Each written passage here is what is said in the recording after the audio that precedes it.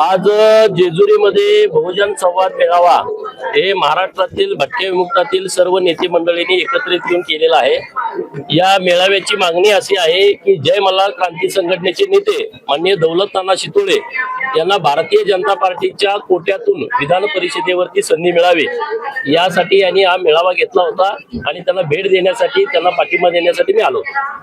आज काय तुम्हाला वाटते, कारण दौलत नाना शितोळे आहे मुख्यमंत्र्यांच्या जवळचे मानले, तुम्ही देखील जवळचे आहात, तुम्ही अशी काय मागणी मुख्यमंत्र्यांकडे करणार? हे बघा, हे बहुजनांचं दैवत आहे खंडोबा राया जेजुरीचा, पंढरपूरचा पांडुरंग, आरेवाडीचा बिरोबा, ज्योतिबा, आणि या ठिकाणी आमचे सगळे मंडळी देवाला साकडं घालतायत की दौलत नानाला आमदार करावं। तर आपल्या सर्वांचं नवस पूर्ण करणारा देव हा वर्षा बंगल्यावरती बसलेला आहे आणि बहुजनांच्या हिताचा निर्णय घेणारी शक्ती ही माननीय देवाभाऊ आहे। आणि त्यामुळे यांचं जे म्हणणं आहे ते माननीय मुख्यमंत्री महोदयांच्या पर्यंत पोहोचवणं माझं काम आहे, माझी जबाबदारी आहे। पण पोहोचवायची अगोदर देवाभाऊंच्या अत्यंत जवळ दौलत नाना आहेत आणि महाराष्ट्रातल्या बहुजनांना न्याय देणारा नेता देवाभाऊ आहे। त्यातलं उदाहरण मी तुमच्या समोर उभा आहे। आणि जेव्हा जेव्हा महाराष्ट्रात अशी संधी द्यायची वेळ येते तेव्हा देवाभाऊ हे सोशल इंजिनिअरिंग करत असतात। मागे तुम्ही राज्यसभेला बघा, एक आदिवासी बहिणीला संधी मिळाली, एक ओबीसीतून धनगर समाजाचे वडकुते साहेबांना संधी मिळाली, मागासवर्गीय समाजातून आठवले साहेबांना संधी मिळाली, मराठा समाजातून तावडे साहेबांना। हे नेहमी होतं। जेव्हा मी आमदार झालो तेव्हा पण असंच सर्व लोकांना संधी मिळाली होती। तर देवाभाऊ योग्य व्यक्तिमत्वाला योग्य वेळी नक्की संधी देतात।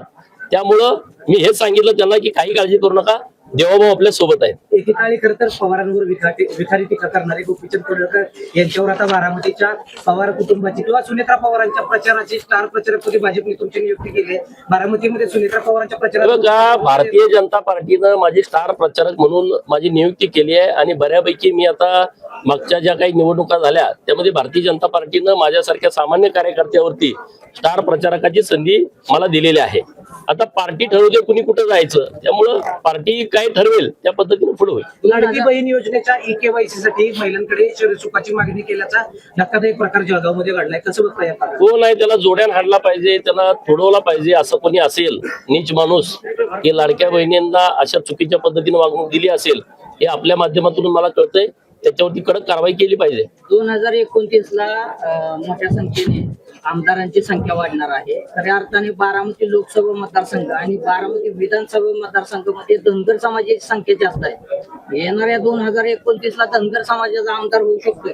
नाही, बघा, मतदारसंघाची पुनर्रचना होणार आहे आणि त्या पुनर्रचनेमध्ये कुठले विधानसभा मतदारसंघ वाढणार, त्या विधानसभा मतदारसंघाची रचना कशी असणार, कोणते लोकसभा मतदारसंघ वाढणार, कोणत्या लोकसभा मतदारसंघाची रचना कशी असणार याच्याकडे आता सगळ्यांचं लक्ष लागून राहिलेलं आहे।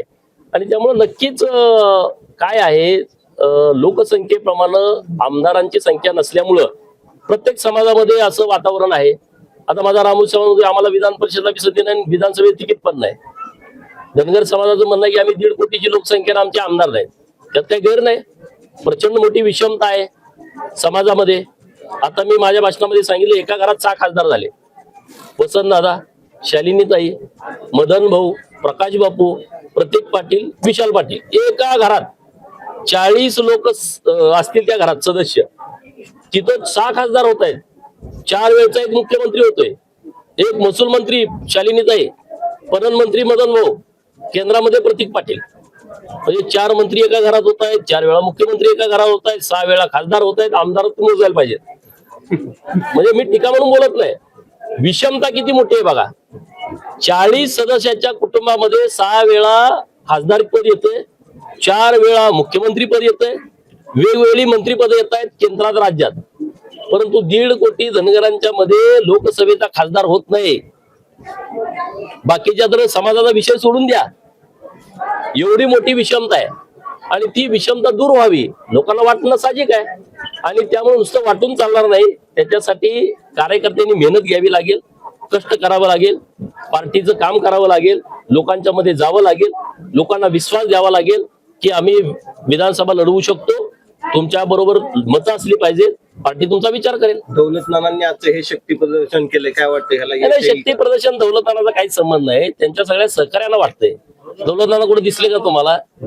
दौलत नाना इथं नाहीत, त्यांचे सगळे सहकारी आहेत, त्यांना ते वाटतंय. अरे शांतराव, त्यामुळे आम्ही हे म्हणणं माननीय मुख्यमंत्री महोदयांच्या कानावरती घालू. ज्येष्ठ गायिका आशाताई भोसलेंचं खरं तर हृदयविकाराच्या झटक्याने निधन झालंय, कसं पाहता? तर अत्यंत दुःख वाटतंय. त्यांचं बालपण आमच्या सांगलीमध्ये गेलंय.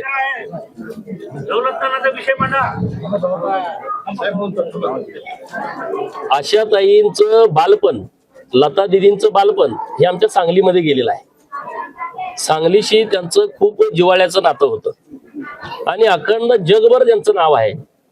लता दिदींचं निधन झालं आणि आता दुर्दैवानं आशाताईंचं आज निधन झालंय. आम्ही सर्वजण त्यांच्या मृतात्म्यास भावपूर्ण श्रद्धांजली अर्पित करतो.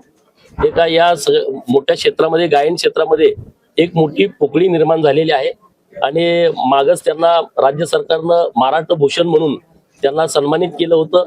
लता दिदींना मागं भारतरत्न म्हणून सन्मानित केलं होतं. तर एक मोठी पोकळी आशाताईंच्या जाण्यानं आज या गायन क्षेत्रामध्ये झालेली आहे. साहेब, दौलत नानांनी 53 आमदार निवडून आणण्यासाठी सरकारला मदत केली. तुम्ही सर्व आमदार घेऊन सगळे आमदार भेटतायत, सगळे आमदार भेटतायत माननीय मुख्यमंत्री महोदय. चलो.